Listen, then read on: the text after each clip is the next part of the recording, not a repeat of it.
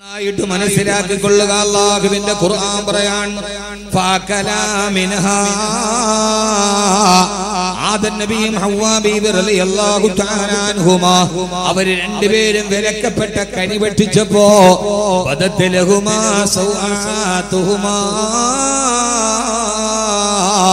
അവർ രണ്ടുപേരുടെയും ശരീരത്തിൽ ധരിച്ചിരിക്കുന്ന വസ്ത്രം ഊരിമാറിയിട്ട് അവർ രണ്ടുപേരും പരിപൂർണ നഗ്നരായി മാറി. ഇത് അഹമ്മദ് കബീർ വെറുതെ പറയുന്ന കഥയല്ല, ഇത് ആധികാരികതയില്ലാത്ത ചരിത്രമല്ല. അല്ലാഹുവിന്റെ ഖുർആൻ പറയുകയാണ് ഫഅകലാ മിൻഹാ അവർ രണ്ടുപേരും ആ പഴം കഴിച്ചപ്പോ ബദത് ലഹുമാ സൗആതുഹുമാ അവർ രണ്ടുപേരും വസ്ത്രത്തിൽ ധരിച്ചിരുന്ന വസ്ത്രം ഊരി മാറി. അവർ രണ്ടുപേരും ആദം നബി ഹവ്വാ ബീവി പരിപൂർണ നഗ്നരായി മാറി. അവരുടെ ഔറത്ത് വെളിവാക്കപ്പെട്ടപ്പോ പരിഭ്രാന്തിയോടെ ആദം നബി ഹവ്വാ ബീവിയും വതഫിഖാ യഖ്സിഫാനി അലൈഹിമാ മിൻ വറഖിൽ ജന്നാ അവര് പെട്ടെന്ന് നാണം മറക്കാൻ വേണ്ടി അവര് നിന്നിരുന്ന ആ മരത്തിന്റെ ഇല പറിച്ചിട്ട് അവര് നാണം മറക്കാൻ തുടങ്ങി. എന്റെ പ്രിയപ്പെട്ട സഹോദരങ്ങളെ, സഹോദരിമാരെ, ആധുനിക ലോകത്തിന്റെ വസ്ത്രധാരണത്തിന്റെ വിവാദത്തിന്റെ നടുവിൽ എന്റെ പ്രിയപ്പെട്ട സഹോദരങ്ങളോട് സഹോദരിമാരോട് ഓർമ്മിപ്പിക്കാനുള്ളത്, ഇബ്ലീസ് ആദ്യമായി ലോകത്തും മനുഷ്യകുലത്തോട് ചെയ്ത അപരാധം, മാനവരാശിയോട് പിശാച് ചെയ്ത ഏറ്റവും വലിയ അപരാധം അവനെ സ്വർഗ്ഗത്തിൽ നിന്ന് പുറത്താക്കൽ മാത്രമല്ല, മനുഷ്യന്റെ നഗ്നത വെളിവാക്കി അവന്റെ വസ്ത്രത്തിൽ പരിപൂർണ നഗ്നത വെളിവാക്കുക എന്ന ആദ്യത്തെ തന്ത്രം മനുഷ്യകുലത്തോട് പ്രയോഗിച്ചത് പിശാചാണ്. ആദ്യമായി പ്രയോഗിച്ചത് പിശാചാണ്. ഇബ്ലീസിന്റെ തന്ത്രമായിരുന്നു മാന്യമായി നാണം മറച്ച്, മാന്യമായി ഔറത്ത് മറച്ച്, മാന്യമായ വേഷവിധാനം നടത്തി സ്വർഗത്തിൽ സമാധാനത്തോടെ ജീവിച്ചിരുന്ന മനുഷ്യകുലത്തെ ആദ്യമായി വിവസ്ത്രരാക്കി അവരുടെ ഔറത്തിനെ വെളിവാക്കി അവരുടെ മാറു തുറന്ന് കാണിച്ച് മാറു തുറക്കലെ സമരം ഉണ്ടാക്കിയത് ആദ്യമായി ലോകത്ത് നടത്തിയത് പിശാചായിരുന്നുവല്ലോ. ഇത് അല്ലാഹുവിന്റെ ഖുർആനാണ്. ചിലപ്പോൾ കബീർ ബാക്കവിയുടെ ഈ പ്രസംഗം നാളെ യൂട്യൂബിൽ വന്നാൽ പുരോഗമനവാദികൾ പറഞ്ഞേക്കാം ആദ്യമായി പിശാചാണോ ഇത് ചെയ്തത്, ഈ മുലിയാർക്ക് അലമുറയിടാതിരുന്നുകൂടെ? ഞാൻ ആദ്യം തന്നെ ലോകത്തോട് പറയുകയാണ്, ഈ പറയുന്നത് ആരോടെന്നറിയുമോ? അല്ലാഹുവിന്റെ ഖുർആൻ നിയമം പറഞ്ഞത് തല മറക്കണമെന്ന് പറഞ്ഞത്, ഔറത്ത് മറക്കണമെന്ന് പറഞ്ഞത്, അന്യ പുരുഷനോട് കൂട്ടാടരുതെന്ന് പറഞ്ഞത്, അന്യ ആണും പെണ്ണും തമ്മിൽ കൂടി കലരുതെന്ന് പറഞ്ഞത് ആരോടാണ് അല്ലാഹു പറഞ്ഞത്? ആരോടാണ് പ്രബോധകര് പറഞ്ഞത്? വകുല്ലിൽ മുഅ്മിനാതി യഗ്ളുൽന മിൻ അബ്സാരിഹിന്ന വയഹ്ഫളിന ഫുറൂജഹുന്ന. ഓ നബിയെ പറഞ്ഞു കൊടുക്കുക. ആരോടാണ് നബിയെ മതത്തിന്റെ നിയമങ്ങൾ പറയേണ്ടത്? കുല്ലിൽ മുഅ്മിനാതി അല്ലാഹുവിൽ വിശ്വാസമുള്ള, ഖബറിൽ വിശ്വാസമുള്ള, പരലോകത്തിൽ വിശ്വാസമുള്ള വിശ്വാസികളായ സ്ത്രീകളോട് പറയും നബിയെ, ഞങ്ങൾ പ്രബോധനം ചെയ്യുന്നത്, ഖുർആൻ പറയുന്നത്, മാറു മറക്കാൻ പറയുന്നത്, തല മറക്കാൻ പറയുന്നത് മുഅ്മിനാതി മുഅ്മിനത്തുകളായ പെണ്ണുങ്ങളോടാണ്. മുസ്ലിമായി ജനിച്ച് മുസ്ലിമായി മരിക്കണമെന്ന് ആഗ്രഹമുള്ളവരോടാണ്. മുസ്ലിമായി ജനിച്ചവളോട് മാത്രമല്ല, മുസ്ലിമിന്റെ പേരുള്ളവളോട് മാത്രമല്ല, മുസ്ലിം നാമം പേറിയവളോടല്ല. നിനക്ക് ആടാം, നിനക്ക് പാടാം, നിനക്ക് മാറു തുറക്കാം, നിനക്ക് മാറ് അടക്കാം, നിനക്ക് മുഖം മറക്കാം, മറക്കാതിരിക്കാം, ലെഗിൻസ് ധരിക്കാം, ട്രൗസർ ധരിക്കാം, ഒന്നുമില്ലാതെ നടക്കാം. പൂജാപേര് പണ്ട് ഒന്നുമില്ലാതെ നഗരത്തിലൂടെ പ്രയാണം ചെയ്തിട്ടില്ലേ? ആരാണ് കല്ലെറിഞ്ഞത്? അന്ന് നഗരത്തിലെ പണ്ഡിതന്മാര് കല്ലെറിഞ്ഞുവോ? അന്ന് പ്രബോധകര് തടസ്സം നിന്നുവോ? തുണിയില്ലാതെ നടന്നിട്ടുണ്ട് പെണ്ണ്, തുണിയില്ലാതെ ഓടിയിട്ടുണ്ട് പെണ്ണ്, മാറി തുറന്നിട്ടുണ്ട് പെണ്ണ്. അവരെ ഒന്നും കല്ലെറിയാൻ പ്രബോധകര് വന്നിട്ടില്ല. ആരോടാണ് മതത്തിന്റെ നിയമം പറയുന്നത്? ആ പറയുന്നതിൽ മുഅ്മിനാതി അല്ലാഹുവിൽ വിശ്വാസമുള്ള പെൺകുട്ടികളോട് പറയും നബിയെ, പിന്നെന്തിനാണ് നിങ്ങൾ കുതിച്ചു ചാടുന്നത്? പിന്നെന്തിനാണ് നിങ്ങൾ ആക്രമിക്കാൻ വരുന്നത്? മതനിയമങ്ങൾ മതവിശ്വാസികൾക്ക് മാത്രം ബാധകമാണ്. ഒരിട്ടപ്പെട്ട മതമനുസരിച്ച് ജീവിക്കുവാനും അതിനെ പ്രബോധനം ചെയ്യാനും ഇന്ത്യയുടെ ഭരണഘടന അനുവാദം തന്നിട്ടുണ്ട്. ആ അനുവാദത്തിന്റെ ഉള്ളിൽ നിന്ന് അവരോടാണ് പറയുന്നത്, അല്ലാത്തവർക്ക് ബാധകമല്ല. ഞങ്ങൾ ലെഗിൻസ് അല്ല, ട്രൗസർ വേണമെങ്കിലും ധരിക്കുമെന്ന് പറഞ്ഞവർക്ക് ബാധകമില്ല, മാറ് തുറന്ന് കാണിച്ചവർക്ക് ബാധകമല്ല. ഇത് പറയുന്നത് പറയുന്നത് അല്ലാഹുവിനെ വിശ്വസിക്കുന്നവരോടാണ്, ഇത് മതവിശ്വാസികളോടാണ്. അതുകൊണ്ട് ഖുർആൻ തന്നെ പറയുകയാ, ആദ്യമായി പിശാച് മനുഷ്യനോട് ചെയ്ത അപരാധം അവന്റെ നഗ്നത വെളിവാക്കലായിരുന്നു, അവന്റെ വസ്ത്രങ്ങളെ വലിച്ചെറിയലായിരുന്നു.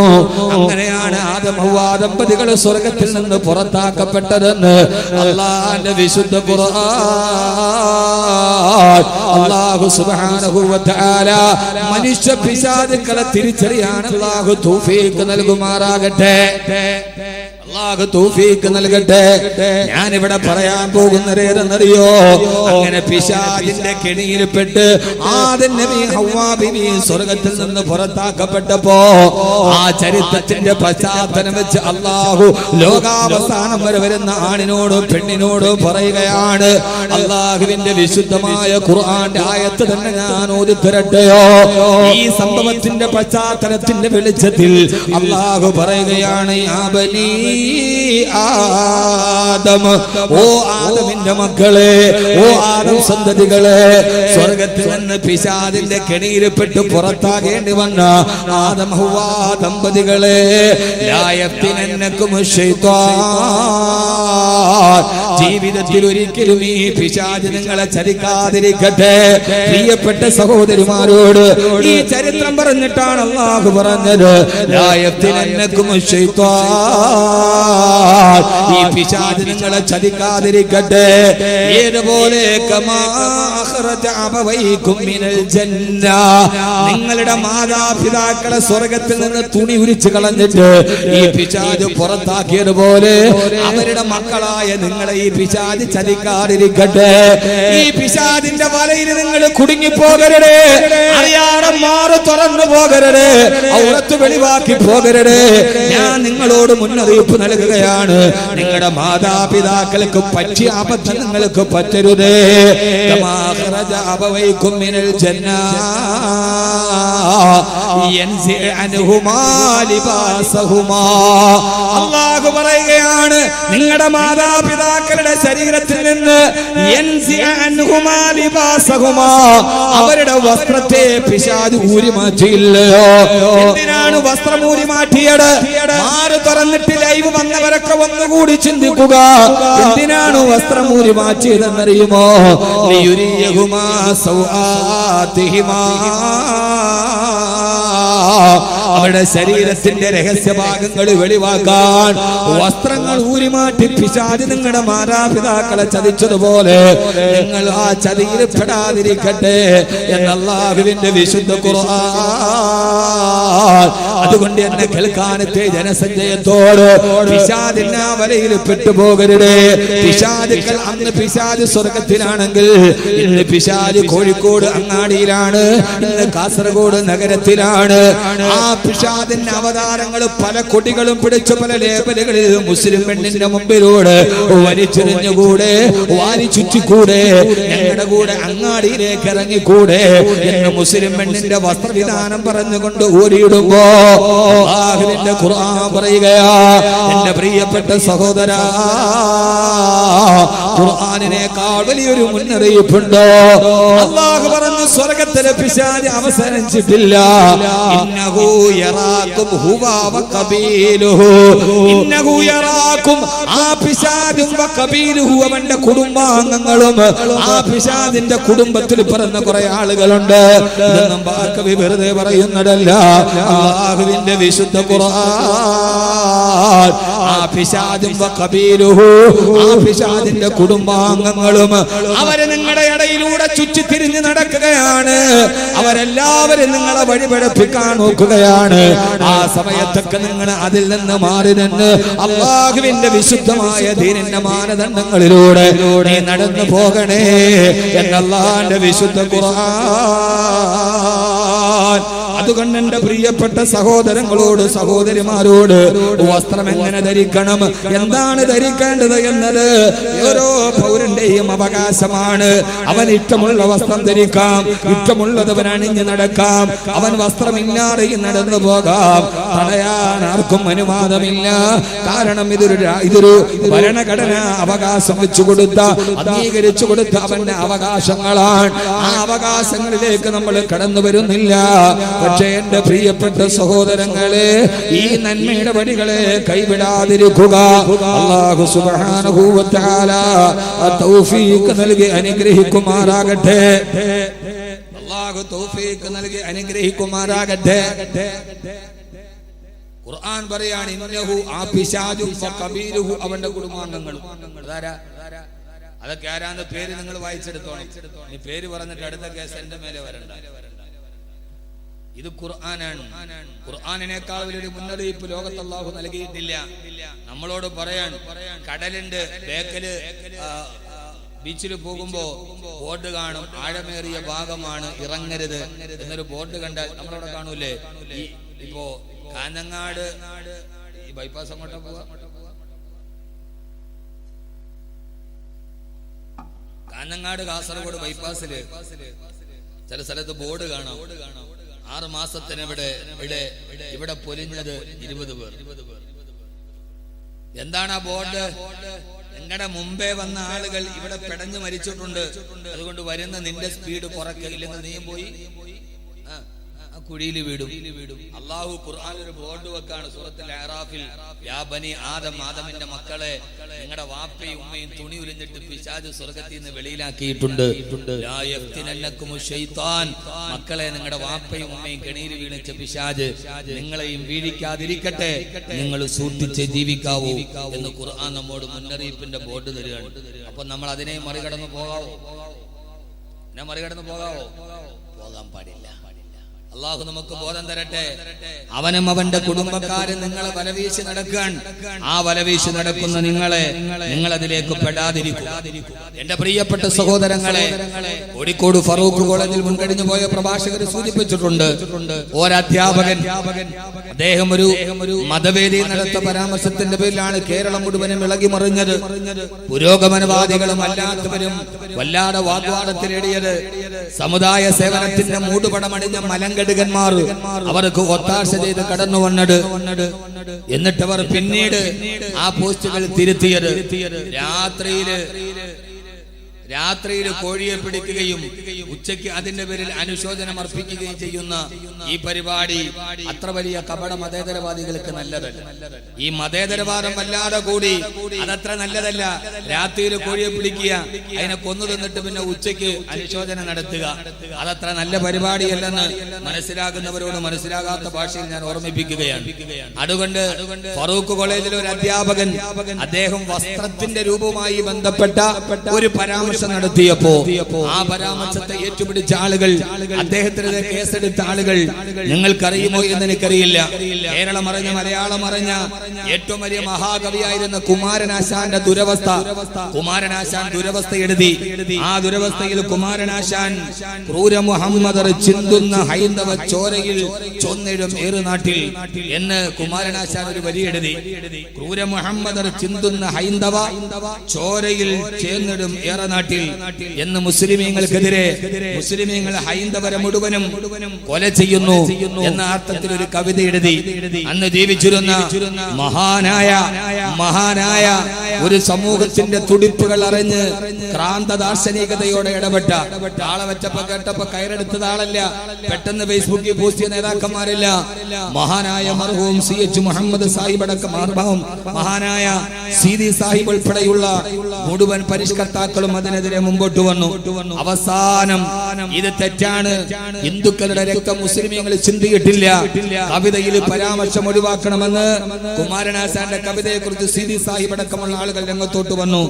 അവസാനം തിരുവനന്തപുരത്തെ മുസ്ലിം ഹോസ്റ്റലിൽ വന്ന് കുമാരനാശാൻ താൻ പറഞ്ഞത് ആ രീതിയിലല്ല, ആ അർത്ഥത്തിലല്ല എന്ന് പറയുകയും അദ്ദേഹം അതിൽ ഖേദം പ്രകടിപ്പിക്കുകയും പിന്നീട് അത് മാറ്റാൻ വേണ്ടി ഇനി ഞാൻ ഒരിക്കലും അത് ചെയ്യില്ല, ഞാൻ ഹൈന്ദവ മുസ്ലിം സാഹോദര്യത്തിന് വേണ്ടി അടുത്ത ഒരു കവിത എഴുതുമെന്ന് പറഞ്ഞിട്ട് കുമാരനാശാൻ അവിടെ നിന്ന് ഇറങ്ങിപ്പോയി.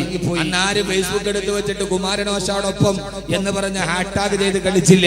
കുമാരനാശാൻ കവിതയിൽ എഴുതിയിട്ടുണ്ട്, നിങ്ങൾക്കറിയുമോ എന്ന് എനിക്കറിയില്ല. സീതാചക്രം എന്ന് പറയുന്ന ഒരു നോവലിൽ പുനത്തിൽ കുഞ്ഞബ്ദുള്ള സ്ത്രീയുടെ മാറിടത്തെ കുറിച്ച് അന്തരിച്ചു പോയ എഴുത്തുകാരൻ പുനത്തിൽ കുഞ്ഞബ്ദുള്ള അദ്ദേഹത്തിന്റെ സീതാചക്രത്തിൽ ഒരു വലിയ വീട്ടിലെ വേലക്കാരികളായ പെണ്ണുങ്ങളുടെ ശരീരത്തിന്റെ അവയവങ്ങളെ, സ്ത്രീ അവയവത്തെ കുറിച്ച് പുനത്തിൽ കുഞ്ഞബ്ദുള്ള എഴുതിയ നോവൽ ഇപ്പോൾ ലഭ്യമാണ്. ഒന്ന് വായിച്ചു നോക്കിയാൽ പലതന്റെ പേരിൽ കേസെടുക്കേണ്ടി വരും. ആ വാക്കുകൾ ഞാനിവിടെ ഈ സദസ്സിൽ അത് പറഞ്ഞ് ഞാനൊന്നും പറയുന്നില്ല. കാരണം ആ വാക്കുകൾ പറയാൻ എനിക്കിഷ്ടമല്ല. ഞാൻ എപ്പോഴും വാക്കുകളിൽ സഭ്യത സൂക്ഷിക്കാൻ ആഗ്രഹിക്കുന്ന ആളാണ്. കേരളത്തിന്റെ മുൻ ചീഫ് സെക്രട്ടറി, നമ്മുടെ കേരളത്തിന്റെ മുൻ ചീഫ് സെക്രട്ടറി 1960 ലണ്ടനിലെ മേരി ക്യാൻഡ് എന്ന ഫാഷൻ ഡിസൈനർ മിനി സ്കേർട്ട് അവതരിപ്പിച്ചു. അദ്ദേഹം എഴുതുകയാണ്, കേരളത്തിന്റെ ഒരു മുൻ ചീഫ് സെക്രട്ടറി 1960, ഇത് നിങ്ങൾ നന്നായിട്ട് കേൾക്കണം, ബാക്കി പിന്നെ നിങ്ങൾ വായിച്ചോണം, ഞാൻ വാതിലോട്ട് പോവാണ്. 1960 ലണ്ടനിലെ മേരി ക്വാൻഡ് എന്ന ഫാഷൻ ഡിസൈനർ മിനി സ്കേർട്ട് അവതരിപ്പിച്ചു. നീളം കുറഞ്ഞ ഒരു മിനി സ്കേർട്ട് പെണ്ണുങ്ങൾ ഇടുന്ന. ഇപ്പോൾ മിനിക്ക് പ്രായഭേദമില്ല. മിനി സ്കേർട്ട് ഇപ്പൊ പ്രായഭേദമില്ലാതെ എല്ലാവരും ധരിക്കുന്നുണ്ട്. വാക്യം എഴുതിയല്ല, കേരളത്തിന്റെ മുൻ ചീഫ് സെക്രട്ടറി എഴുതിയതാണ്. പിഞ്ചു ബാലികമാർ മുതൽ സിന്ധി പശുക്കളെ വെല്ലുന്ന രീതിയിൽ കൊഴുത്തു തടിച്ച ഉപ്പുമാങ്ങ ഭരണികൾ വരെ ഈ മിനിയുടെ ആരാധകരാണ്. മിനി സ്കേർട്ട് ധരിക്കുന്നവരെ കുറിച്ച് കേരളത്തിന്റെ മുൻ കോട്ടും സൂട്ടുമിട്ട ചീഫ് സെക്രട്ടറി, ഈ തൊപ്പിയും നാടിയും വെച്ച മുരിയാരല്ല, അവരെല്ലാം നിങ്ങൾക്ക് കൊത്താൻ വലിയ എളുപ്പം. അദ്ദേഹം എഴുതുകയാണ്, പിഞ്ചു ബാലികമാർ മുതൽ സിന്ധി പശുക്കളെ വെല്ലുന്ന രീതിയിൽ കൊഴുത്തു തടിച്ച ഉപ്പുമാങ്ങ ഭരണികൾ വരെ മിനിയുടെ ആരാധകരാണ്.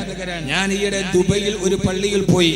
കുറച്ച് കഴിഞ്ഞപ്പോൾ ഭക്തജനങ്ങളുടെ വരവായി നിതംബം താളാത്മകമായി ചലിപ്പിച്ച് മൈക്രോ മിനികൾ മുതൽ അനിക്രോ മിനികൾ മുൻപിൻ ഭാഗങ്ങൾ ഉദാരമായി തുറന്നിട്ടിട്ടുണ്ട്. പള്ളി നിറയെ ചെറുപ്പക്കാർ. നിങ്ങൾ നന്നായിട്ട് കേൾക്കണേ. നിതംബം താളാത്മകമായി ചലിപ്പിച്ചു മൈക്രോ മിനികൾ മുൻപിൻ ഭാഗങ്ങൾ ഉദാരമായി തുറന്നിട്ടിട്ടുണ്ട്. പള്ളി നിറയെ ചെറുപ്പക്കാർ ഈത്തപ്പഴത്തിൽ ഈച്ച പൊതിയുന്നത് പോലെ, വത്തക്കൊന്നുമല്ല, ഈത്തപ്പഴത്തിൽ ഈച്ച പൊതിയുന്നത് പോലെ കുർബാനയ്ക്ക് വേണ്ടി മാദകത്തിടമ്പുകൾ മുട്ടിന്മേൽ നിൽക്കുന്നത് കണ്ടപ്പോ എന്റെ സപ്തനാഡികളും തളർന്നുപോയി. കുർബാനയ്ക്ക് വേണ്ടി മാദകത്തിടമ്പുകൾ മുട്ടിന്മേൽ നിൽക്കുന്നത് കണ്ടപ്പോൾ എന്റെ സപ്തനാഡികളും തളർന്നുപോയി. ബന്ധനത്തിൽ നിന്നും മോചനം നേടാൻ വെമ്പുന്ന കുജകുംഭങ്ങളിലോ കുർബാനയപ്പം വിതരണം ചെയ്യുന്ന അച്ഛന്റെ കരങ്ങളിലോ എവിടെയാണ് ശ്രദ്ധിക്കേണ്ടത് എന്ന് എനിക്ക് കഴിഞ്ഞില്ല. മോചനം നേടാൻ വെമ്പുന്ന കുജകുംഭങ്ങളിലോ കുർബാനയുടെ അപ്പം വിതരണം ചെയ്യുന്ന അച്ഛന്റെ കരങ്ങളിലോ എവിടെയാണ് ശ്രദ്ധിക്കേണ്ടത് എന്ന് എനിക്ക് അറിയില്ല. ദുബൈയിലെ ഊദാ മേത്തോ മെട്രോ സ്റ്റേഷന് സമീപമുള്ള ക്രിസ്ത്യൻ ചർച്ചുകളിൽ കുർബാനയ്ക്ക് വന്ന വിശ്വാസികളുടെ മാറിടങ്ങളെ വർണ്ണിച്ചുകൊണ്ട് കേരളത്തിന്റെ മുൻ ചീഫ് സെക്രട്ടറി എഴുതിയ ഒരു ലേഖനത്തിന്റെ വരികളാണ് ഞാൻ വായിച്ചത്. ഇനി ഇതിനെക്കുറിച്ച് നിങ്ങൾക്ക് ധാരാളമായി വായിക്കണമെന്നുണ്ടെങ്കിൽ മലയാളത്തിന്റെ സുഹൃതം സുപ്രഭാതത്തിൽ ഇന്ന് ബഹുമാന്യനായ സുന്ദരമായ ചുരിക ചലിപ്പിച്ച ബഹുമാന്യനായ എഴുത്തുകാരൻ മിഥിലാജ് റഹ്മാനി ഇന്ന് സുപ്രഭാതത്തിൽ ഇതിനെ കുറിച്ച് വളരെ വിശദമായി എഴുതിയിട്ടുണ്ട്. നിങ്ങളത് കൃത്യമായി വായിച്ചു നോക്കണം. ആർക്കെതിരെയാണ് കേസെടുക്കേണ്ടത്? ഈ കേരളത്തിന്റെ മുൻ ചീഫ് സെക്രട്ടറി എഴുതിയ ഈ പെണ്ണിന്റെ മാറിടത്തെ വർണ്ണിച്ച ഈ വാക്കുകൾക്കെതിരെ കേസുകൾ നിലനിൽക്കുന്നുണ്ടോ? അതൊരു പ്രസംഗമല്ല, അത് അക്ഷരമായി ആളുകൾ ഇപ്പോഴും വായിച്ചു കൊണ്ടിരിക്കുകയാണ്. മലയാളത്തിന്റെ നോവലിസ്റ്റുകൾ പെണ്ണിന്റെ സ്ഥലങ്ങളെ കുറിച്ച് വർണ്ണിച്ച് എഴുതിയിട്ടുണ്ട്. ആവിഷ്കാര സ്വാതന്ത്ര്യത്തിന്റെ പേരിൽ കേസുകളില്ല, ഫ്ലാഷ് മോബുകൾ നടത്താൻ ആളുകളില്ല, ടാഗ് ചെയ്യാൻ ആളുകളില്ല, പിന്തുണ പ്രഖ്യാപിക്കാൻ കപട മതേതരവാദികളുമില്ല. ഞാൻ പറഞ്ഞത് എന്റെ പ്രിയപ്പെട്ട സഹോദരങ്ങളോട് ആ വിവാദത്തിലേക്ക് ഞാൻ ഇനി ഒന്നുകൂടി പറയുന്നില്ല. നാം ഒരു നിലപാടുകൾ സ്വീകരിക്കുമ്പോ അത് മതമുള്ളവനാകട്ടെ ഇല്ലാത്തവനാകട്ടെ, പുരോഗമനവാദിയാകട്ടെ അല്ലാത്തവനാകട്ടെ, ഒരു നിലപാട് നാം എടുക്കുമ്പോൾ ആ നിലപാടുകൾ നീതിയുക്തമാകാൻ, നീതിയുക്തമായ നിലപാടുകൾ സ്വീകരിക്കാൻ സാമൂഹ്യ പ്രവർത്തകർ ശ്രദ്ധിക്കേണ്ടതുണ്ട് എന്ന് ഒരിക്കൽ കൂടി ഓർമ്മിപ്പിച്ചുകൊണ്ട് ഈ കേസെടുക്കലും ഈ വാദങ്ങളും ഈ ശബ്ദകോലാഹലങ്ങളും ഒന്നിന് മാത്രമല്ല, ഇതിനേക്കാൾ നന്നായി വർണ്ണിച്ച ആളുകളുണ്ട്. ജഗതി ശ്രീകുമാർ പ്രസംഗിച്ചിട്ടുണ്ട്. ആ പ്രസംഗമൊന്നും ജൗഹർ മുനവ്വറിന്റെ പേരിന്റെ ഒരു പ്രസംഗത്തിന്റെ 7 അയൽപക്കത്ത് അദ്ദേഹത്തിന്റെ പ്രസംഗം എത്തിയിട്ടില്ല. ജഗതി പ്രസംഗിച്ചതുപോലെ എത്രയോ ആളുകൾ, ആരൊക്കെ ആളുകൾ മലയാളത്തിന്റെ ടിവി ചാനലുകളിൽ സ്ത്രീയുടെ ഈ ശരീരത്തെ കുറിച്ച് അവതരിപ്പിച്ചിട്ടുണ്ട്. ആർക്കും പ്രശ്നങ്ങളില്ല. ഇവിടെ പ്രശ്നം പറഞ്ഞ ആളുടെ പേരും ജാതിയുമാണ് എന്ന് സംശയിച്ചാൽ ആ സംശയം അസ്ഥാനത്തല്ല എന്ന് ഓർമ്മിപ്പിച്ചുകൊണ്ട് തന്നെ ഞാൻ വീണ്ടും എന്റെ സഹോദരങ്ങളോട്, എന്റെ സഹോദരങ്ങൾ പറഞ്ഞാൽ അള്ളാഹുവിൽ വിശ്വസിക്കുന്ന അള്ളാഹുവിന്റെ പ്രവാചകൻ നബി മുഹമ്മദ് മുസ്തഫ,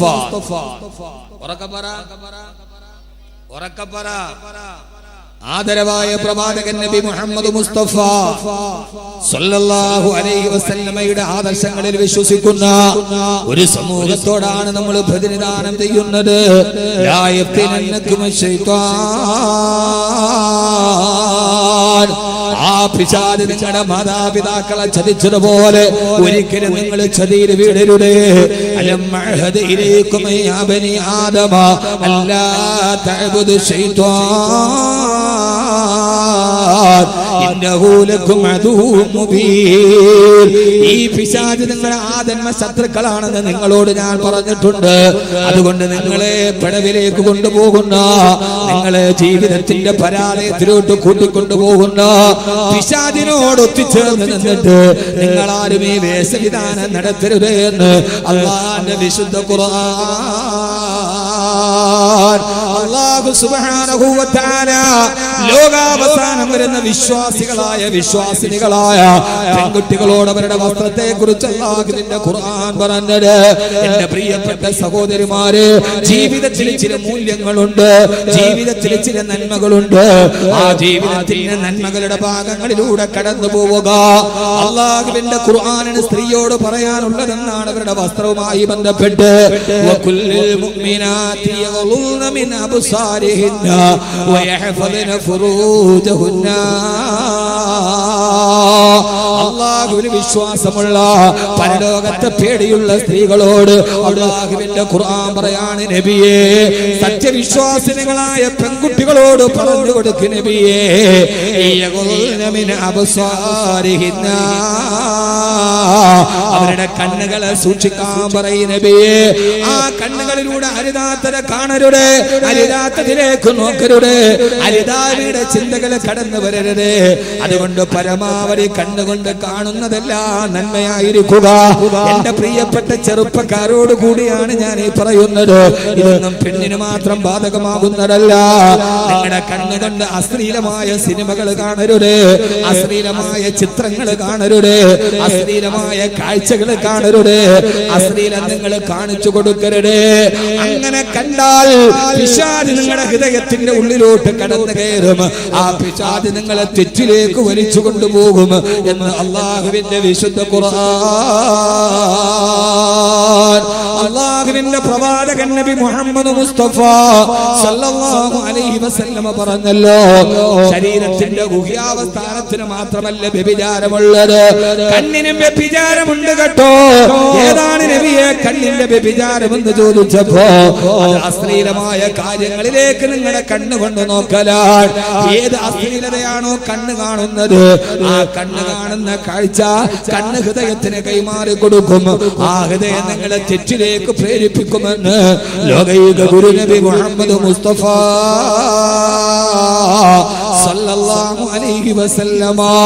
അതുകൊണ്ട് ആദ്യമായി ചെയ്യേണ്ടത് നിങ്ങളുടെ കണ്ണുകളെ നിങ്ങൾ സൂക്ഷിക്കണേ. രണ്ടാമത്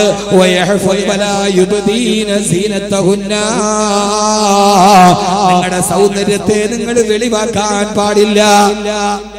ഇവിടെ എന്നെ നോക്ക്. അല്ലാഹുവിന്റെ ഖുർആൻ പറയാൻ, ഓലാ യുബ്ദീന സീനതഹുന്ന, നിങ്ങളുടെ സൗന്ദര്യത്തെ നിങ്ങൾ മറ്റൊരാളുടെ മുമ്പിൽ തുറന്നു കാണിക്കാൻ പാടില്ല. പെണ്ണിന്റെ സൗന്ദര്യം അനുവദനീയമായിടത്ത് മാത്രം ആസ്വദിക്കാനുള്ളതാണ്, പെണ്ണ് എല്ലാവർക്കും ആസ്വദിക്കാനുള്ളതല്ല. അല്ലാഹുവിന്റെ ഖുർആൻ പറയാണ്, പെണ്ണേ, നിന്റെ സൗന്ദര്യം വേണ്ടെടുത്തേ വെളിവാക്കാവൂ, എല്ലാവരെയും തുറന്നു കാണിക്കരുത്. ഈ പെണ്ണ് പുരുഷനെ ആസ്വദിക്കാനുള്ളതല്ല, പെണ്ണിന്റെ സൗന്ദര്യം കൊത്തിപ്പറിക്കാനുള്ളതല്ല, പെണ്ണ് പരസ്യ പരകയിലെ പ്രതിനിധാന വസ്തുവല്ല, പെണ്ണ് ജൂവല്ലറിയുടെ പരസ്യത്തിന് വേണ്ട ഉപഭോഗ കമ്പോളത്തിന്റെ വരുമാന മാർഗമല്ല. പെണ്ണെ, നീ ആരെന്നറിയുമോ? നിന്റെ ശരീരം എന്ന് പറയുന്നത് പുരുഷനെ ആകർഷിക്കാനുള്ള കച്ചവട ചരക്കല്ല, അത് തീപ്പെട്ടിയുടെ മുകളിൽ പരസ്യമല്ല, പെണ്ണ് പരസ്യ പലകയിലെ ചൂഷണ വസ്തുവല്ല. ഖുർആൻ നിശിതമായി പറഞ്ഞത് ഇല്ല. പെണ്ണെന്ന് പറഞ്ഞാൽ ആരെന്നറിയുമോ? നന്നായി സൂക്ഷിച്ചു പൊതിഞ്ഞു വെക്കേണ്ട പുരുഷ നിന്റെ കരവലയത്തിൽ നീ സംരക്ഷണ വലയം ഒരുക്കേണ്ട. അല്ലാഹു നിനക്ക് നൽകിയ ഏറ്റവും വലിയ സൗഭാഗ്യമാണ് പെണ്ണ്. വലാ യുബദീന സീനതഹുന്ന, നിന്റെ സൗന്ദര്യത്തെ വെളിവാക്കി കാണിക്കരുത്. ഏതെങ്കിലും ഒരു വിഷയം ഉണ്ടാകുമ്പോ ലൈവ് ചെയ്തിട്ട് തുറക്കാനുള്ളതല്ല നിന്നെ മാറിടം, തുറക്കാനുള്ളതല്ല നിന്റെ സൗന്ദര്യം. നിന്റെ സൗന്ദര്യം ദൈവം നിനക്ക് തന്ന അനുഗ്രഹമാണ്. അത് അനുഗ്രഹമായി കണ്ട് വലിയ ഗൗരവത്തോടെ സൂക്ഷിക്കേണ്ടതാണ് എന്ന് അല്ലാഹുവിന്റെ വിശുദ്ധ ഖുർആൻ. ഞാൻ പറഞ്ഞത് മനസ്സിലാവണില്ലേ? സമയമില്ലാത്തതുകൊണ്ടാണ് ഞാൻ പെട്ടെന്ന് പറഞ്ഞു പോണത്. വലാ യുബ്ദീന സീനതഹുന്ന, നിന്റെ സൗന്ദര്യം എന്തെങ്കിലും ഒരു വിഷയം ഉണ്ടായി ഉടനെ ഓൺ ചെയ്തിട്ട് തുറന്ന് പത്തക്ക വെച്ച് മറച്ച് അതിനുള്ളതല്ല. പെണ്ണെ, നിന്റെ സൗന്ദര്യം അത് ലോകത്തിന്റെ താളമാണ്, അത് പ്രപഞ്ചത്തിന്റെ രാഗമാണ്. അള്ളാഹു നിനക്ക് തന്ന ഏറ്റവും വലിയ അനുഗ്രഹമാണ് പെണ്ണിന്റെ സൗന്ദര്യം. ആണിന്റെ സൗന്ദര്യമല്ല. ആണിന് അത്ര വലിയ സൗന്ദര്യമൊന്നുമില്ല. പെണ്ണിന്റെ സൗന്ദര്യം ഈ പ്രപഞ്ചത്തിന്റെ നിലനിൽപ്പാണ്. അതുകൊണ്ട് പെണ്ണെ, നീ ലോകത്തിന്റെ ആധാരശിലയാണ്. മൂടി വെച്ചിട്ട് ഭർത്താവിന് മാത്രം കൊടുക്കണമെന്നല്ല പറഞ്ഞത്. ആ മൂടി വെക്കേണ്ടത് ഈ പ്രപഞ്ചത്തിന്റെ നിലനിൽപ്പിന്റെ ആഗ്രഹമാണ്. അല്ലാഹു തൗഫീഖ് നൽകട്ടെ. ആമീൻ പറയും മനുഷ്യന്മാരെ. അല്ലാഹു തൗഫീഖ് നൽകട്ടെ. എന്തുകൊണ്ടാണ് പെണ്ണിനോട് ഇസ്ലാം ഇതെല്ലാം മൂടി വെക്കാൻ പറഞ്ഞത്? എന്താണെന്ന് അറിയോ? എന്താ പറഞ്ഞത്? എന്നും പറഞ്ഞ തന്നെ പറഞ്ഞാൽ പോരല്ലോ. ഈ പെണ്ണിനോട് ഇതെല്ലാം മറച്ചു വെക്കാൻ പറയാൻ കാരണം എന്താ? അറിയില്ല. ഇതാണ് ഇഫ്ളോളയൊക്കെ തുടങ്ങുന്നത്. ഇതൊക്കെ ഖുർആൻ വ്യക്തമായി പറഞ്ഞിട്ട്. ഞാൻ പറഞ്ഞുതരട്ടെ? പറഞ്ഞുതരണോ? വേണ്ടേ? വേണോ? നിങ്ങൾ ഇങ്ങനെ കാണിച്ച ഉറക്കം വന്ന് തൂങ്ങിയിട്ട് ആടുന്നതാണോ നേരെ പറഞ്ഞാന്ന് ഞാൻ എങ്ങനെ അറിയാം? വേണോ എന്നുള്ളവരൊക്കെ ഒന്ന് കൈ പൊക്കിക്കാൻ നോക്കട്ടെ. രണ്ട് കൈ പൊക്ക് മനുഷ്യന്മാരെ. ഉള്ള കൈയൊക്കെ പൊക്ക്. താത്തേടി ഉറക്കമൊക്കെ ഒന്ന് പോട്ട്, ഒന്നൊന്ന് ഉഷാറാവൻ. അല്ലാഹു സ്വീകരിക്കും.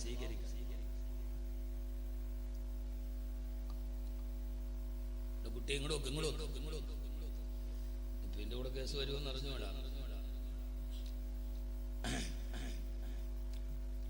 അല്ലാഹു സുബ്ഹാനഹു വ തആല ഖുർആനിൽ ഒരു ആയത്ത് പറയുന്നു. നന്നായിട്ട് കേട്ടോളി. ഇതിപ്പോ എനിക്ക് തുറന്നിട്ടപ്പോ എന്താ പ്രശ്നം എന്ന് ചോദിച്ചാൽ ഇത് തന്നെ പ്രശ്നം.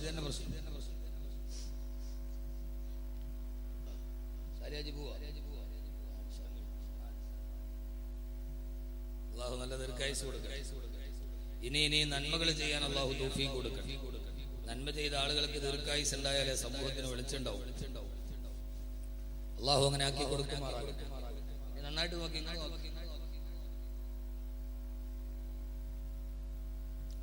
അല്ലാഹു സുബ്ഹാനഹു വ തആല വിവാഹത്തെ കുറിച്ച് പറഞ്ഞപ്പോ ആ സമയത്ത് അല്ലാഹു പറഞ്ഞത് വമിൻ ആയാതിഹി അൻ ഖലഖ ലക്കും മിൻ അൻഫുസികും അസ്വാജ. അല്ലാഹു സുബ്ഹാനഹു വ തആല ചെയ്ത അനുഗ്രഹത്തിൽ ഏറ്റവും പ്രധാനപ്പെട്ട ഒരു അനുഗ്രഹമാണ് നിങ്ങളുടെ ശരീരത്തിൽ നിന്ന് നിങ്ങൾക്ക് ഭാര്യമാരെ തിരഞ്ഞെടുത്ത് തന്നത്.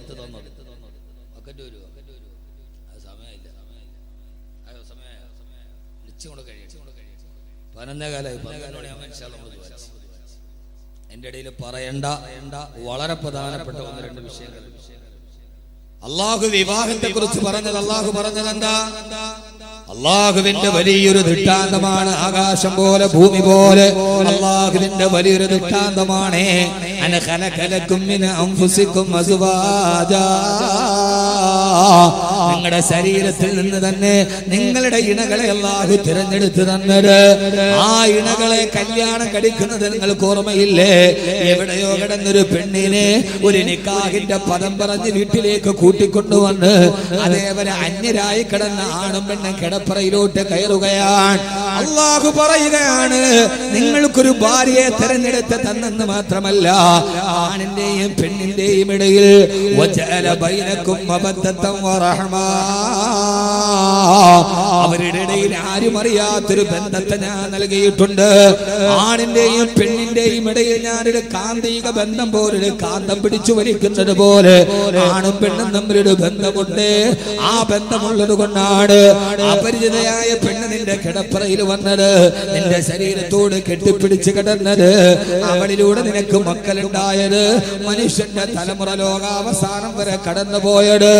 പെണ്ണെ അല്ലാഹു പറയാണ്, ഏത് പെണ്ണും ആണും തമ്മിൽ അവരുടെ ഇടയിൽ അവരറിയാത്തൊരു പരസ്പര ബന്ധമുണ്ട്. ആണും പെണ്ണും തമ്മിൽ ഈ വികാരപരമായ ബന്ധമില്ലെങ്കിൽ അവരുടെ ഇടയിൽ സ്ത്രീ പുരുഷ സംയോഗം സാധ്യമല്ല.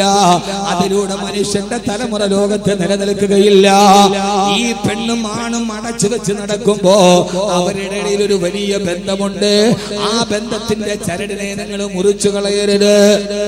ആണിനും പെണ്ണും തമ്മിൽ എപ്പോഴും എന്തായാലും പറയാ ഒരു വല്ലാത്തൊരു വികാര ബന്ധമുണ്ട്. അതുകൊണ്ടാണ് പെണ്ണിനെ കണ്ട് അറിയാതെ നോക്കി പോണത്. പെണ്ണിനെ നോക്കല് ഹറാമല്ല. ആണോ? അന്യ പെണ്ണിനെ നോക്കല് ഹറാമാണോ? അന്യ പെണ്ണിനെ കാണല് ഹറാമാണോ? ഇവരെന്ത് മനുഷ്യന്മാരെ. അന്യ പെണ്ണിനെ കാണല് ഹറാമില്ല. പിള്ളേർക്ക് സന്തോഷമായി. ഈ മൊയ്ലിയാരാണ് ഇതൊക്കെ ഈ ഷാഫി വാക്കുകൾ പറയാത്ത കുട്ടിയെ, അന്യ പെണ്ണിനെ കാണല് ഹറാമില്ല, നോക്കലാണ് ഹറാം. കാണല് ഹറാമായ പിന്നെ നമ്മളൊക്കെ നരകത്തിലല്ല. കാണുന്നത് നോക്കുന്നത് തമ്മിൽ വ്യത്യാസമുണ്ട്. കാണുക എന്ന് പറഞ്ഞാൽ ഞാനിപ്പോ ഇവിടെ നിൽക്കുക, അതിലൂടെ ഒരു പെണ്ണ് പോയി, ഞാൻ അപ്പുറത്തോട് കൂടെ വരിക, വരുന്ന വഴിയിൽ ഏതായാലും ഈ പെണ്ണിനെ ഞാൻ കാണൂലേ? ഇല്ലേ? കാണും. അപ്പൊ പിന്നെ അത് ഹറാമായ പിന്നെ നമ്മളെല്ലാം നരകത്തിലല്ലേ? അവിചാരിതമായി നമ്മളൊരാണും പെണ്ണും നടന്നു പോകുമ്പോ ആണും പെണ്ണും തമ്മിൽ കാണും. കാണല് ഹറാമല്ല. ഇങ്ങനെ നടന്നു പോണ വഴിക്ക് അവിചാരിതമായിട്ടൊന്ന് കണ്ടിട്ട് പോയി, പിന്നെ രണ്ടാമത് നോക്കലാണ് ഹറാം. രണ്ടാമതൊന്നുകൂടി അവളുടെ ശരീരത്തിലോട് വികാരത്തോടെ കാമത്തോടെ അവളിലേക്ക് രണ്ടാമത് നോക്കലാണ് ഹറാം. നിങ്ങൾ ഇസ്ലാമിനെ പരിചയപ്പെട്ടു, നോക്കലല്ല, കാണൽ ഹറാമല്ല. അറിയാതെ കണ്ടുപോകും മനുഷ്യനാണ്. അവന്റെ കണ്ണിലൂടെ ഒരു മിന്നായം പോലെ നടന്നു പോകുന്നതല്ല.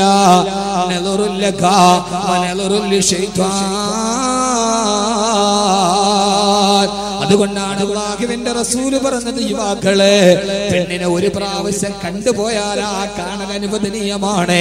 പക്ഷേ രണ്ടാമത് എടുത്ത പെണ്ണിനെ വീണ്ടും നോക്കി നിന്നാൽ ആ അത് പിശാചിന്റെ കളിയാണ് എന്ന് അല്ലാഹുവിന്റെ പ്രവാചകൻ നബി മുഹമ്മദ് മുസ്തഫ. സഹോദരങ്ങളെ, ആണും പെണ്ണും തമ്മിൽ ഒരു വലിയ അടുപ്പം അല്ലാഹു നൽകിയിട്ടുണ്ട്. പെണ്ണിനോട് ആണിനൊരു കൗതുകമുണ്ട്, ആണിനോട് പെണ്ണിനൊരു കൗതുകമുണ്ട്. ഇത് നിങ്ങൾ ശ്രദ്ധിച്ചു കേട്ടോളുക. എപ്പോഴും മൂടി വെച്ചിരിക്കുന്നതിനോടാണ് മനുഷ്യന് കാണാൻ കൗതുകമുണ്ടാവുക. എപ്പോഴും മനുഷ്യന് കൗതുകം എന്തിനോടാണ്? മൂടി വെച്ചതിനോടാണ്. തുറന്നു വെച്ചതിനോടുണ്ടോ? തുറന്നു വെച്ചതിനോടുണ്ടോ? ഇല്ല. ഇപ്പൊ ഉദാഹരണമായിട്ട് നിങ്ങളെല്ലാം നടന്നു പോകുമ്പോ എന്റെ ഒരു പേന വഴി കിടക്കും. നമ്മളാ പേന നോക്കി നിൽക്കുക കൗതുകത്തോടെ? ഇല്ല. എന്നാൽ അപ്പുറത്ത് ഒരു പൊതി, ഒരു സാധനം പൊതിഞ്ഞിട്ടിരിക്കുക, ഒരു പൊതി. നിങ്ങൾ ആ പൊതി എടുത്താൽ ഇങ്ങനെ അതിന്റെ അകത്തെന്താന്ന് കാണാനുള്ള കൗതുകം വല്ലാത്ത കൗതുകം അല്ലേ? വെറുതെ തുറന്നിരിക്കുന്ന സാധനത്തിലേക്ക് ആരും നോക്കില്ല, കാരണം അത് കണ്ട് മടുത്തതാണ്. എന്നാൽ പൊതിഞ്ഞു വെച്ചിരിക്കുന്ന സാധനം അത് കാണാൻ ഭയങ്കര കൗതുകവും ആഗ്രഹവും ഇതും മനുഷ്യന്റെ പ്രത്യേകതയാണ്. നിങ്ങളിപ്പോ ഒന്ന് ആലോചിച്ച് നോക്കി, ഒരു പെണ്ണിന്റെ കൈ കാണാൻ വേണ്ടി ആരെങ്കിലും കൗതുകത്തോടെ നോക്കും? പെണ്ണിന്റെ കൈ എന്നേ തുറന്നു കിടക്കുക. ഒരു പെണ്ണിന്റെ കാൽപാദം അത് കാണാൻ കൗതുകത്തോടെ നോക്കൂ? അത് തുറന്ന് കണ്ട് അത് കാണാനുള്ള കൗതുകം കുറഞ്ഞുപോയി. എപ്പോഴും അവൾ മറച്ചു വെച്ചതിന്റെ ഉള്ളിലുള്ളത് കാണാനാണ് കൗതുകം, ആഗ്രഹം. ആ ആഗ്രഹമാണ് സ്ത്രീ പുരുഷ ഭാര്യ ഭർത്തൃ ബന്ധത്തിന്റെ ഏറ്റവും വലിയ അട്രാക്ഷൻ. ഇതിങ്ങനെ തുറന്നിടാൻ തുടങ്ങിയാൽ കണ്ട് ഏതൊരു സാധനവും ആദ്യമായി കാണുമ്പോൾ ഒരു കൗതുകം ഉണ്ടാവും. അത് കണ്ട് കഴിയുമ്പോൾ അതിനോടുള്ള കൗതുകവും ആഗ്രഹവും കുറയും. അങ്ങനെ എല്ലാം തുറന്നിട്ട് പരിപൂർണ നഗ്നരായി നടക്കാൻ ആണും പെണ്ണും തീരുമാനിച്ചാൽ പിന്നെ ആണും പെണ്ണും തമ്മിലുള്ള ശാരീരിക ബന്ധത്തിന്റെ വൈകാരികത നഷ്ടപ്പെട്ടു പോകും. അത് മനുഷ്യ കുലത്തിന്റെ ആവിർഭാവത്തിന് തന്നെ തടസ്സമാകും. അതുകൊണ്ട് ആണും പെണ്ണും തമ്മിലുള്ള ആഗ്രഹം നിലനിൽക്കാനാണ് അല്ലാഹുവിന്റെ ഖുർആൻ പറഞ്ഞത്, നീ മൂടിവെക്ക്. നീ ഇനിയിപ്പോ എനിക്ക് ഇതിൽ കൂടുതലൊന്നും പറയാൻ പറ്റില്ല. ഒന്നാമത് എന്ത് പറഞ്ഞാലും പ്രശ്നമാണ്. എന്റെ പൊന്നു ഹബീബന്മാരെ, നിങ്ങൾ എന്നെ വായി പൊളിച്ച് നോക്കിയാൽ എന്താ? ഇനിയിപ്പോ അതിന്റെ മുകളിലോട്ട് എനിക്കിപ്പോ തുറന്നു പറയാൻ പറ്റില്ല. ഇത്രേ പറയാൻ പറ്റും. തമ്മത്തിൽ കിതാബ് യൗലില്ലാഹിൽ മലിക്കുൽ വഹാബ്. അതിന്റെ അപ്പുറത്തോട്ടില്ല. അതുകൊണ്ട് ഇസ്ലാം പറഞ്ഞത്, ഞാൻ ഈ വിഷയം ആനുകാലികമായി പറയുന്നത്, ഇസ്ലാം മൂടി വെക്കാൻ പറഞ്ഞത് പെണ്ണിനെ അകത്തിരുത്താനല്ല, ഈ മനുഷ്യന്റെ തലമുറ നിലനിൽക്കാനാണ്. അള്ളാഹു ബോധം തരട്ടെ, അള്ളാഹു ബോധം തരട്ടെ. നമ്മൾ ഈ മൂടിയിരിക്കുന്ന സാധനം കാണാനല്ലേ നമുക്ക് കൊതി തോന്നുക, അങ്ങനെയല്ലേ? എന്തിട്ട് പിള്ളേരാണ് നിങ്ങൾ അത്ര മുത്തക്കിങ്ങളാണ്, നിങ്ങൾ തുറന്നിട്ടാലും നോക്കാത്ത ആളുകളാണ്. നിങ്ങളുടെ ഇരിപ്പ് വന്നിട്ട് അങ്ങനെയാണല്ലോ തോന്നണേ.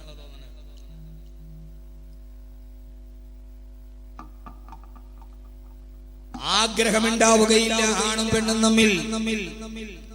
അതുകൊണ്ടാണ് യൂറോപ്പിൽ വ്യഭിചാരം കൂടിയത്. അതുകൊണ്ടാണ് അവിടെ വ്യഭിചാരം നിയമവിധേയമാണ്. അവിടെ അടച്ചു വെച്ചത് വളരെ കുറവാണ്, മൂടി വെച്ചത് വളരെ കുറവാണ്. അതുകൊണ്ടാണ് ആ ഭാഗങ്ങളിൽ അങ്ങനെയായ ലൈംഗിക അരാജകത്വം നടന്നു പോകുന്നത്. അതുകൊണ്ടാണ് ആദരവായ പ്രവാചകൻ നബി മുഹമ്മദ് മുസ്തഫ ഈ അവസ്ഥയെ അംഗീകരിച്ചുകൊണ്ടാണ് അല്ലാഹുവിന്റെ പ്രവാചകൻ നബി മുഹമ്മദ് മുസ്തഫ സല്ലല്ലാഹു അലൈഹി വസല്ലം പറഞ്ഞത്, ലോകാവസാനം അടുത്തു വരുമ്പോ, ലോകാവസാനത്തിന്റെ അടയാളങ്ങൾ പ്രവചിക്കവേ അല്ലാഹുവിന്റെ റസൂൽ പറയാണ്, ലോകാവസാനം അടുത്തു വരുമ്പോ ഒരു പെണ്ണ് അവരുടെ ആഗ്രഹ പൂർത്തീകരണത്തിന് വേണ്ടി ഒരു പുരുഷന്റെ അടുക്കൽ പോകും. ആ പുരുഷനവളുമായി ലൈംഗിക ബന്ധത്തിൽ ഏർപ്പെടാൻ വിസമ്മതിക്കുമ്പോ ആ പെണ്ണുങ്ങൾ പുരുഷനെ ബലാത്കാരമായി കീഴ്പ്പെടുത്താൻ ശ്രമിക്കും. അങ്ങനെ ആ പെണ്ണിൽ നിന്ന് രക്ഷപ്പെടാൻ പുരുഷൻ പൊതുനിരത്തിലൂടെ ഓടി രക്ഷപ്പെടും അത്രേ. ഓടുമ്പോ ആ പുരുഷന്റെ പുറകെ ഈ പെണ്ണ് ആ പുരുഷനെ പിന്തുടരും. അവസാനം പെണ്ണിന്റെ ആഗ്രഹം പൂർത്തീകരിക്കുന്ന അവസ്ഥയിൽ നിന്ന് രക്ഷപ്പെടാൻ ആ പുരുഷൻ ഓടിച്ചെന്ന് മരത്തിന്റെ മുകളിൽ കയറി നിൽക്കും. ഹബീബായ നബി സല്ലല്ലാഹു അലൈഹി വസല്ലം പറയുകയാണ്, ആ മരത്തിന്റെ മുകളിൽ ഇരിക്കുന്ന പുരുഷന് ഒരു വർഷം കഴിഞ്ഞാണ് താഴോട്ട് ഇറങ്ങി വരുന്നതെങ്കിലും ആ പുരുഷനുമായി ലൈംഗിക ബന്ധത്തിൽ ഏർപ്പെടാൻ ആ പെണ്ണ് ഒരു വർഷം വരെ മരത്തിന്റെ ചുവട്ടിൽ കാത്തു നിൽക്കുന്ന ലൈംഗിക അരാജകത്വത്തിന്റെ ഒരു കാലം വരുമെന്ന് ലോകത്തിന്റെ മുത്തേ, ആദർശത്തിന്റെ സത്തേ, ആമിനയുടെ പൂനിലാവേ നബി മുഹമ്മദ് മുസ്തഫ സല്ലല്ലാഹു അലൈഹി വസല്ലമ അടച്ചു വെച്ചതെല്ലാം പെണ്ണെന്ന് പുറത്ത് കാണിക്കുകയും കണ്ട് കണ്ട് പുരുഷന് പെണ്ണിനോടുള്ള ആസക്തി ഇല്ലാതാവുകയും എല്ലാം കണ്ട് മനസ്സ് മരവിച്ചു പോയ പുരുഷന് പെണ്ണിനോട് ശാരീരിക ബന്ധത്തിന് താല്പര്യമില്ലാത്തൊരു കാലം വരുമ്പോ പെണ്ണ് പുരുഷനെ ഓടിക്കുമെന്ന് നബി മുഹമ്മദ് മുസ്തഫ സല്ലല്ലാഹു അലൈഹി വസല്ലമ. അതാണ് ലോകാവസാനത്തിന്റെ അവസ്ഥ. ഇങ്ങനെയാണ് പോകുന്നതെങ്കിൽ എല്ലാം തുറന്നു കാണിക്കാനുള്ള സമരമാണ് നടക്കുന്നതെങ്കിൽ മാറും മറക്കാൻ വേണ്ടി സമരം നടത്ത കേരളത്തിന്റെ പാരമ്പര്യത്തിൽ നിന്ന് മാറി തുറന്നു കാണിക്കാനുള്ള സമരമുഖത്തിലേക്ക് കടന്നു വരുമ്പോ എന്റെ പ്രിയപ്പെട്ട സഹോദരങ്ങളെ, സഹോദരിമാരെ, അല്ലാഹുവിന്റെ ഖുർആൻ പറയുകയാ, ലോകാവസാനം വരെ ആൺ പെൺ ബന്ധം സുദൃഢമായി നിലനിൽക്കാൻ പുരുഷന് പെണ്ണിനോട് താല്പര്യം തോന്നാൻ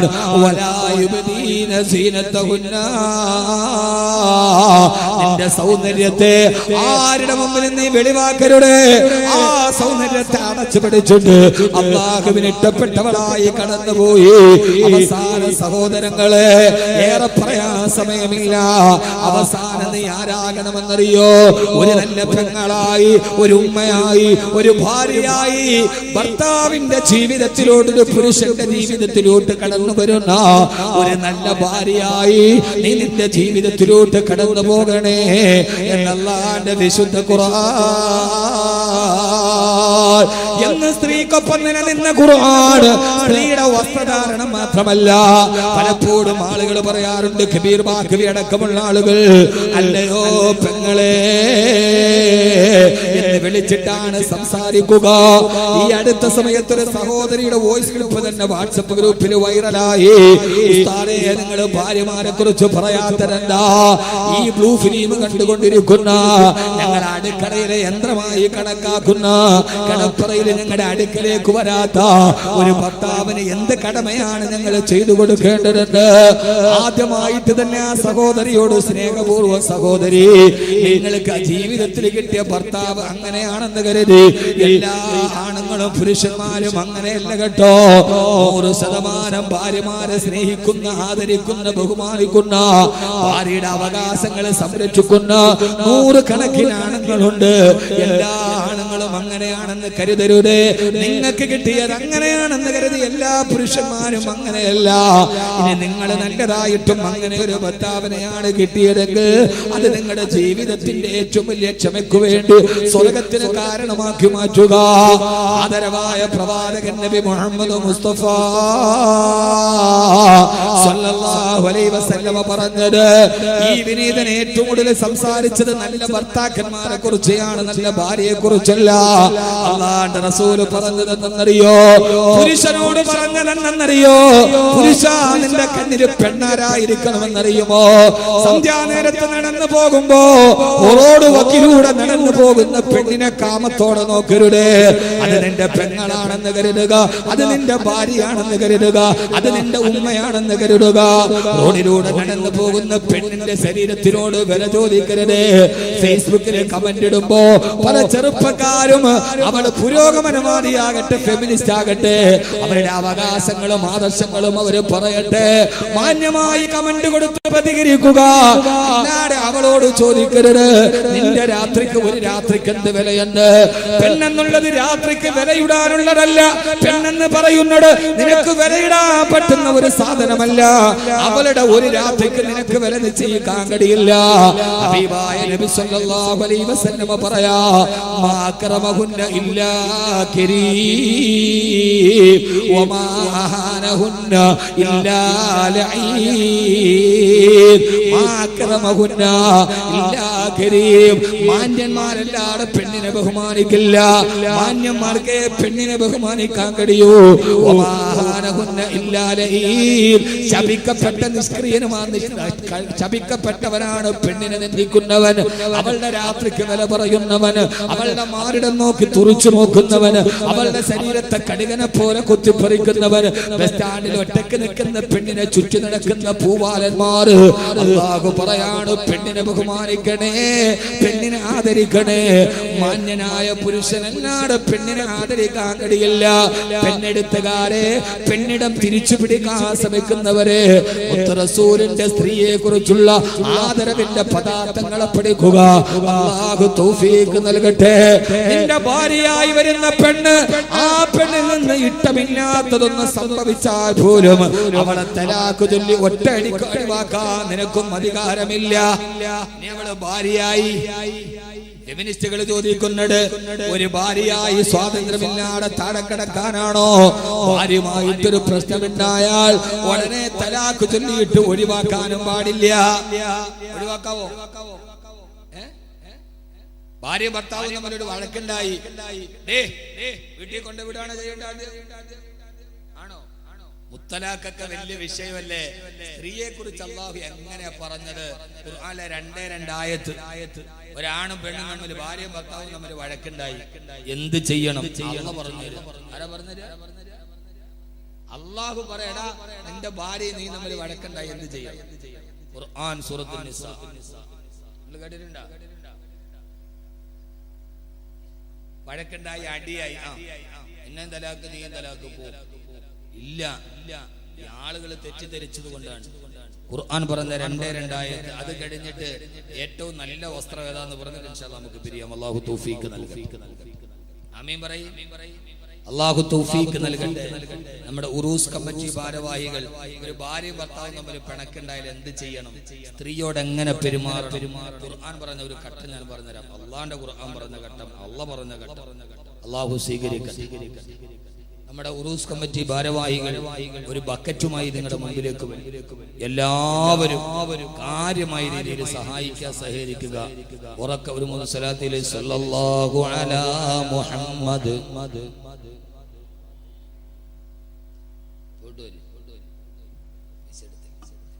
സല്ലല്ലാഹു അലാ മുഹമ്മദ്,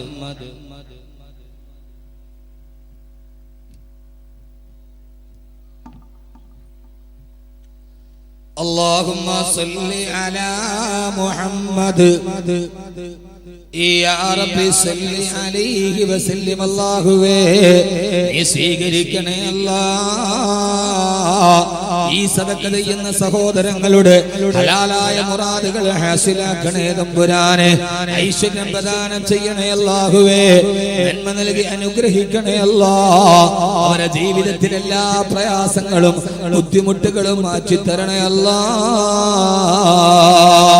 അല്ലാഹുവിന്റെ പ്രവാചകൻ നബി മുഹമ്മദ് മുസ്തഫ സല്ലല്ലാഹു അലൈഹി വസല്ലമ സ്വന്തം ജീവിതം കൊണ്ട് ഖുർആൻ വരച്ചു കാണിച്ച മുത്തു മുസ്തഫ സല്ലല്ലാഹു അലൈഹി വസല്ലമ ഈ ബേക്കൽ മക്ക പരിസരത്തിന്റെ ശബ്ദം കേൾക്കാനെത്തിയ പ്രിയപ്പെട്ട സഹോദരങ്ങളോട് സഹോദരിമാരോട് ഓർമ്മിപ്പിക്കുകയാ അല്ലാഹുവിന്റെ ഖുർആൻ സ്ത്രീയെ കുറിച്ച് പറഞ്ഞത് ഏതെന്നറിയുമോ അല്ലാഹുവിന്റെ പ്രവാചകൻ പറയുന്നു നിങ്ങളുടെ ഭാര്യ അത് നിന്റെ ജീവിതത്തിലോട്ട് കടന്നു വന്നവളാ ആ ഭാര്യയെ നിന്റെ ജീവിതത്തിൽ ഒരു ഭാര്യയായി സ്വീകരിക്കുമ്പോൾ തന്നെ നീ അല്ലാഹുവിനോട് കരാർ ഒപ്പിട്ടിട്ടാണ് വാങ്ങിക്കുന്നത്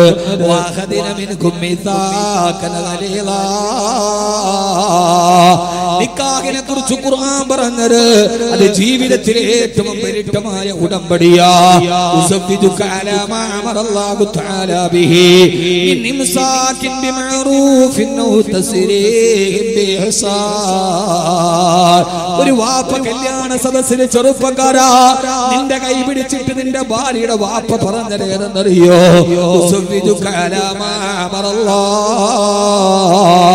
എന്റെ അല്ലാഹു കൽപ്പിച്ചത് കൊണ്ട് എന്റെ പടച്ചറപ്പനോട് ചെയ്യാൻ പറഞ്ഞത് കൊണ്ട് എന്റെ പൊന്നുമോളെ നിനക്ക് ഞാൻ കല്യാണം കഴിച്ചു തരിക എന്റെ പ്രിയപ്പെട്ട ഭർത്താക്കന്മാരോട് ഭാര്യക്ക് വേണ്ടി മാത്രമല്ല ഭർത്താക്കന്മാരോട് ഏതെങ്കിലും ഒരു പെണ്ണിനെ നിനക്ക് ഭാര്യയായി കിട്ടിയെങ്കിൽ 18 വയസ്സ് വരെ മകളെ വളർത്തിയ വാപ്പ എങ്ങനെയാ നിന്റെ കയ്യിൽ തന്നത് ആ വാപ്പ പറയുന്നുണ്ട് നിക്കാഹ് പറയുമ്പോ ഉസഫിദുക അലാ മാ